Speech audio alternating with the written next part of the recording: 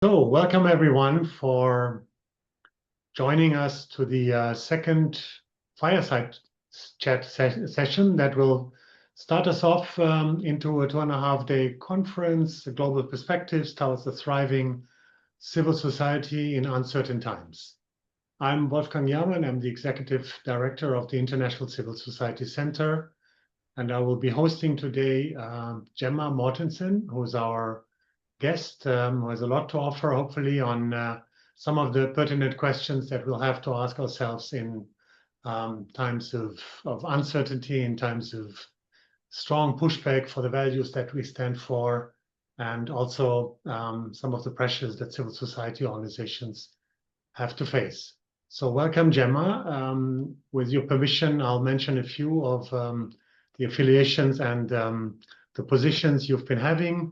Currently, you are acting as the founder and co-creator of an organization that's called New Constellations. We'll get to that in a second. But you've also founded organizations like More in Common. You've been a leader in the sector working for change.org and Crisis Action. So you've been around, and you'll be able to share some of your observations in terms of how we're doing in these difficult times. Welcome, Gemma. Thank you. It's a pleasure to be with you all. So as I said, you've been part of the sector. You've been observing what's happening around us politically and socially.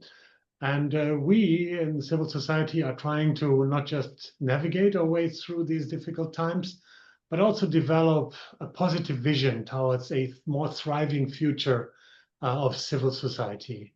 Is this a naive ambition, or is there reason to be optimistic? I think it would be naive to think that the passage to it will be anything but painful and difficult. I think it will be painful and difficult. I think we're in the mouth of it, but not the teeth of it yet. But I think we all have a responsibility, and I mean that very seriously, to keep both that ambition for that positive, thriving future alive, to keep it a vital thing within our imaginations, and for us to be proactively designing it and bringing it into being. So I think both of those things have to live beside each other. And if I look at the environment around us, there's pressure on the institutions, there's pressure, of course, on finances, but there's also pressure on the values that we all kind of base our work, liberal democracy, humanistic values, all of that. What are the most important or most difficult areas also to protect? Well, I think the thing that we all have to do, and I think this is incumbent on everybody, no matter what the sector we find ourselves in, so it could be civil society, it could be business, it could be politics, is to ask ourselves really deep and hard questions about what is this big historical moment that we're living through. In New Constellations, we see that very much as that we're living in the in-between phase between a system, a kind of paradigm that was, and the new one hasn't yet, in a way, been born or come to be. And we're in the struggle zone, we're in the contested zone. I think that we need to ask ourselves afresh what deserves to be protected. And I think that those are the principles and the ways of being, the ways of working that will serve communities and societies into this very, very difficult period of contestation, but in ways that will build this more beautiful future. And every sector is full of legacy. It's full of things which have come to be over years and years and years of history.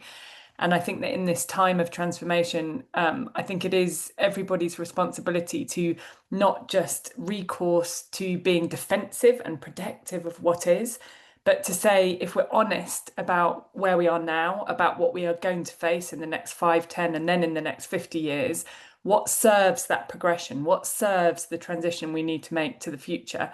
And I think everyone has to be willing to do two things. One of which is to let things die, and that's hard and painful for everybody. I don't think organisations of any kind are good at doing that. And the other is to ask what needs to be born, and to go through the cycle of, innovation and change to enable those things to be born.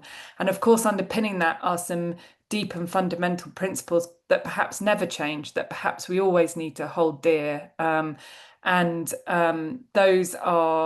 are things which may feel under threat at the moment, but I think there are certain principles that have been key to thriving communities in the past, in the present, and will be in the future that absolutely need to be protected now. And I think those are principles and qualities of mutual care and respect, of repair of our own communities, our relationships with each other, of being able to work across borders and across the tribes of communities and societies. And also, of course, some of those kind of fundamental rights that a lot of the civil society sector has been built on. You mentioned New Constellations, and of course, it's not just the name of the organization you founded, but also it sounds like a program. And when I looked at your website, the research, and I quote, finds and maps new constellations of hope and possibilities. So ideas, people, and communities that shine light on the way ahead. What can we learn from your research? I mean, this is not just philosophy. You're obviously diving deep into the subjects. Yeah, and maybe it helps to say a bit about why we set New Constellations up, because the group of co-founders all had extensive experience in the civil society sector, not only, but predominantly. And I think we had got to a place where we felt that the ways in which we'd been trained, the methods that we were using, that we'd got stuck, that we weren't able to use the same things to create the results that we wanted to see in the world. So a lot of the things that we've been trained in were about how to improve the structures and systems that exist already, to make them better or to make them work better, particularly for vulnerable people. And actually, as the grip of, the climate and ecological disaster became stronger, as the effects of that played out more, as the effects of social inequality played out further, of political polarization played out further, it became really clear that if we carried on doing things in the same ways, it was hopeless. It was a waste of time, a waste of money, a waste of energy. And so we went through a year-long process of asking ourselves some, big questions, talking to lots of people, and we came up with a methodology which is very, very different from the ones that civil society organisations typically use. It's been described as halfway between a kind of immersive theatre experience and a spiritual retreat. It's very different. But I think so. We take people for week-long retreats into nature, and this is a period of time where no phones, no digital devices. And we take people on a journey of exploration in which they interrogate what is the shore on which we live at the moment. How has it come to be? Let's understand the history that has made the present, because until we do that, we can't truly understand the root causes of things, and we won't then be able to address them. And we ask people to say, well, what are the principles on which the systems that we live in currently are based? And people map them out like they would map out a constellation of stars. And then we ask people, what do you want to keep in your sights? What do we want to not lose sight of? A bit like the question that you just asked. But then in this journey, it's all done as a journey out to sea. So it's quite a kind of archetypal, mystical journey. We take people out into what we call the seas of uncertainty. And I think it's really important that your conference is framed around this idea of uncertainty. I think a lot of research now is being done to show that a lot of the models that we've used in the past are linear models of deduction. If A plus B, therefore we can figure out C. That's not where we are right now. It's impossible to use those models. And so we help people understand that in times of kind of very, very high levels of complex transformation, it's a different set of skills that we need to really understand very deep context, to be able to discern and sense signals from the future. It's much more of a sense-making exercise. And then you just used the term navigation. And I think that is the most important term, actually, that this is a process of navigating, of trying to figure out a course, not something that is a linear direction. And to actually go into the future and imagine those thriving futures, and to ask ourselves, what are the principles that underpin those visions of the future, those examples, and what does it look like if we then, in the present day, start building from those principles? Because that's how we use this word in New Constellations, but like glimmers of the future. The future's not yet here yet, but we can see glimmers of it, and we can build fractals, tiny pieces of it here and now.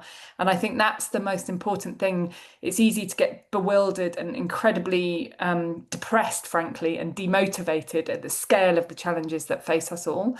But I think if you go through this process of both like a very deep acknowledgement of the state we are in, but also a very bold and creative process of imagining the future, and try and connect those two through a process of design and transformation, it starts to feel much more possible that we all can play a role in building the future that we want to see. Well, that's a very fascinating approach. And I have to say, I mean, going back to the initial question, embracing the sea of uncertainty. I mean, one of the most asked questions is, when will this uncertainty ever be over? And we all know we don't have an answer to that. It won't. And I think the approach that you're describing calls for a different type of skill set to navigate. I mean, there's foresighting happening in the sector, and people are trying to get a hold of what's going to happen. But I think most efforts are now leading to developing the skills to deal with the uncertainty, to Yes. navigate it, to understand that flexibility, agility, and everything is needed, rather than coming up with a linear strategic approach. Slight shift of gears. I mean, our conference is going to explore the theme of collaboration. And, we all pride ourselves of being collaborative. We work with partners. And I'm sure, you've been having that as an underlying principle in many of the organizations that you've worked for. Now, we do realize collaboration becomes more complicated, or it seems to become more complicated or subdued to other priorities. How do you think can we regain that collaborative spirit that also, shines through when you're describing the approach you're taking? How, in times of individualistic pressures, fight for survival, how can we regain that spirit that made us successful over years and decades? Yeah, so I think this is another case of not trying to apply the same form of collaboration that worked in the past necessarily. I think the greatest risk to the civil society sector is being overly defensive about trying to protect the ways that have worked in the past but won't work in the future. And I think there has to be a process of letting go, actually. But within that, I think that the need for collaboration is stronger than ever. And I think the form of the kinds of collaboration that will become most prevalent is different. So, for example, whereas in the past, I think a lot of collaboration was about organizing, it was about figuring out almost like a joint strategy, and a lot of it was around execution. Let's have really coherent, efficient organization. There's nothing wrong with that. There's still a role for that to play. But I think that we cannot understand the whole. What we're looking at now is so vast and so complex. To get a handle on what, as you say, is going on the macro level in this era of uncertainty, we're never going to understand the whole of it. It's impossible. But we will give ourselves the best shot of understanding it if we pool and act as a collective intelligence. So that process of sense making can only be done collectively. And I think collaboration only works when it is of real utility and value to people. And I think what people are needing now is to make sense of things. So if that can be done better in community than on one's own or within one organisation, people will do it.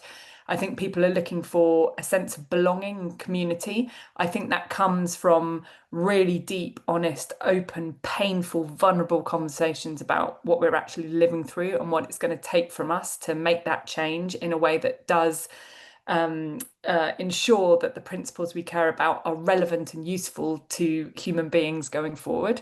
And I think that people also collaborate when there is a sense of efficacy, a sense of things happening, and a sense of greater agency. And that I think is a test of what are we collaborating on, and are we making things or finding new and different ways of being that really feel relevant and meaningful to people in these times. And if the form of collaboration fails any of those tests, it won't go up the triage list. It won't be important enough because the pressures that are being exerted will be too strong. And the other thing just to say on this is I think that more and more we'll see a layer of organizations that act, a bit like you're doing as a platform. So a space, whether physical or virtual, where organizations can kind of dock into and share learnings and get inspiration and material and do the sense making piece, and then kind of almost like go back out to sea and it's like you're a port, you're a dock, and I think that will become more and more and more important as a form of collaboration in and of itself, that kind of weaving. It always has been important, but I think that the salience of that will just get greater and greater. I mean, we'll definitely explore that throughout the conference because on the one hand, yes, I think people are seeing the value, even if it's utilitaristic. I mean, it's Yeah, to help us jointly. On the other hand, as I said, it becomes complicated, it becomes contested, yeah, crowd-based. But I mean, let's dive a little bit deeper. I mean, obviously, collective action and collaboration is not just serving a purpose. It's also based on something that, very simplistically, you can call solidarity. yeah. Care for each other. And you talked about care earlier on. Um, is there a danger that this very fundamental value of solidarity, particularly between unequals, between the North and the South, the rich and the poor, those who claim to dominate the narratives and those who are on the receiving end, is there a danger that that value is seriously undermined and possibly even actively undermined by anti-rights groups and autocratic rulers? What's your take on this? Well, I think it is being actively undermined, and I think it is greatly under threat. But I think that we are living in a time of great contradiction, and so whilst we're seeing those forces exert themselves, and I think as it were, the kind of aggregate feeling of solidarity is massively under threat. I think at the local level, you're seeing the opposite of that. You're seeing a reawakening, I think, of like deep roots of solidarity and mutual reciprocity. And I guess the question is, can that withstand the attack at the on that idea of collective solidarity or not? I don't know. I don't think we know yet. But I do think that there is a huge value in the work of civil society to build those root beds, to keep us strong, to keep us stable, because that's what's going to help us weather this storm. And it gives me great heart and solace to know and to see that that is so alive and so. I think it's getting stronger and stronger at the local level, which is not to be, that's not nothing. That's hugely important. Yeah, and I mean, we're trying to learn from this. And obviously, your observation, I think we're sharing that people are getting tired of being divided or feeling Yeah. divided, and they look for connectors and touch points very often at local levels in your neighborhood, in your community. And it's something that I find quite remarkable. I mean, we found you also through the organization More in Common, Yeah. another name actually that is a program already, and people trying to find what is in common, what they have in common with each other, rather than what divides them. So, how can we, as we work globally, learn from these rather encouraging observations and tendencies that we see at the local level? I mean, so speaking of More in Common, which does fantastic Mm. research, if anyone hasn't yet come across their work, I'm one of the co-founders. Please do look it up. It's a fantastic organization. So one of the really powerful things that More in Common's research showed was that there's this idea of the silent majority. So there's a spectrum, and More in Common's research is based on people's deep kind of moral foundational beliefs. It's not based on demographic data. And in this spectrum, there are two poles, two extreme blocks at the end of the spectrum, which are about 4 or 5% of the population each. And so on one side, you would characterize that as quite nativist, quite nationalist. And on the other side, you would characterize that as hyper progressive. And both of those groups, even though they're a very tiny percentage really of the whole population, are the loudest. So whether that's on digital media platforms and whether that's the perceived. And so they have an outsized effect, not only on the debate, but also on people's perception of where the mean is in public opinion. And actually that silent majority is able to find much more in common with each other across the tribes in the middle than we assume. So one of the other pieces of research that More in Common does, which is a fantastic method, is something they call the perception gap. So for example, in the United States, they poll Democrats to see what Democrats think Republicans think about things. And then they ask Republicans what they think Democrats think about things. And obviously they've vastly exaggerated their view of the other side. They see the other side as far more extreme than they actually are. And so I think whether that's on the local level or the national level or the global level, getting that information so that we can actually see that a lot of the time things aren't as bad as we think they are. I think the political ramifications are as bad as we think they are, but that is different from where people actually sit and how they feel about people who are different from them in large part, not all the time, but in large part. And so that gives me a lot of hope that if we can find leadership, whether that is in the political sphere or civil society sphere or business sphere, who can speak to that middle, who can inspire and help people see that our world doesn't have to be dominated by either extreme, then that is where we obviously need to move towards. I think the challenge in a constructive way to civil society is to be self-awareness about where a lot of civil society organisations fall on that spectrum.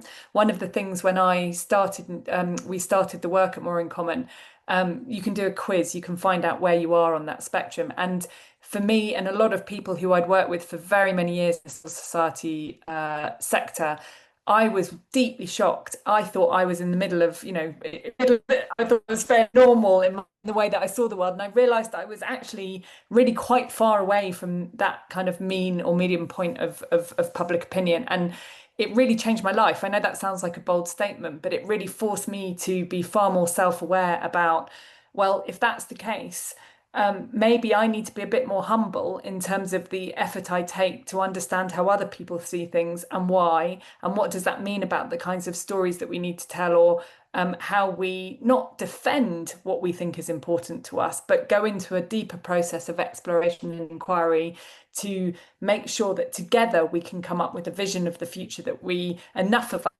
of that centre really believes in. Wonderful challenge. So towards the end of our conversation, maybe we dare a little bit of an outlook into the future, find a bit of reason to be hopeful. Again, new constellations, you dare to turn away from old stars. You mentioned old bubbles, old cells. So which are the new developments that give us hope, that can guide us as we want civil society to take that next step into a thriving futures? So we track, as part of New Constellations, projects that we call glimmer projects, and how we define a glimmer project, so a glimmer of the future, you kind of see it through the fog. It's not quite there yet, but and the way that we define glimmer projects is that we think that they, even though they're on quite a small scale, they hold, as it were, the DNA of the future within them. So they're small instances of a new system. So it could be very different things. It could be a really fantastic project in the UK where a community, an organisation has been set up to help a community build their own houses and in a very kind of eco-friendly way. But what does that do? It helps people not only build physically community, but there's so many layers, and that wealth is held by the community. It redefines what that community sees as wealth.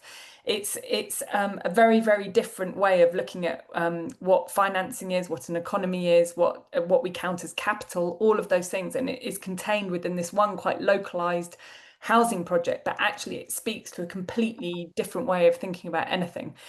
Similarly, one of the things that I'm involved in at the moment is setting up something. I live in a national park, Dartmoor in the UK, and we're setting up an organisation called Dartmoor Futures, which is looking to enable projects that we say bring together people, nature and place. So how can we, rather than looking at climate over here and young people over here and human rights over here and economics over here, what does it look like if we bring all of these things together, and in specific places where those community, the sense of communities wanting to be together and able to do things together, can create these small pieces of the systems of the future. And I think that has to look at, what part does nature play? How are we responding to the ways that our ecosystems are organized, not just our political systems? How are we thinking about all the different ways in which we reconstitute our economy so it values our water, our air, our communities?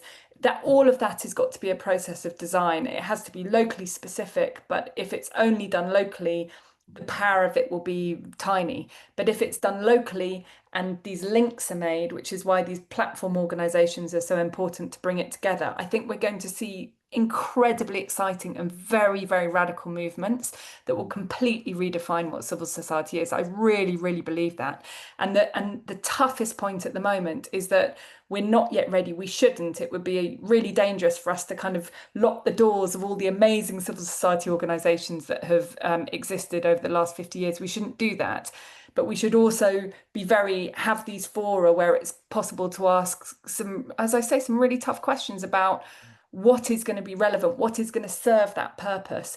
And that should be the only question that matters. And if in our heart of hearts we realise that the organisation we work for, or the programme that we're running, or the job that we're in, or the way that we're funding doesn't serve that purpose, we should take responsibility for that. And we should be the one that hospices it, that helps it seep away, just as we should be bold and brave in creating these new forms and models and sustaining and protecting the infrastructure, the architecture of civil society that knits all these things together and enables us to be more than the sum of our parts.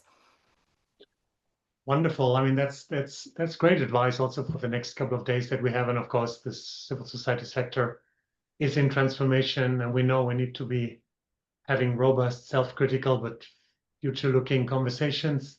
I can encourage everyone who's listening and who's going to be with us over the next couple of days to look for those glimmer projects. I really like the approach, and then also see how can we collectively make them,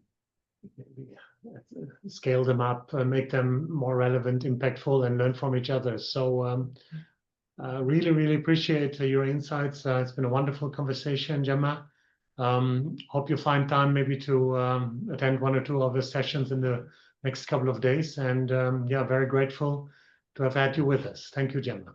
It's been a pleasure, and I wish you all a wonderful time together. And I have no doubt everyone is going to not only ask the hard questions, but figure out how to be part of that, great, painful, exciting transition. Good luck.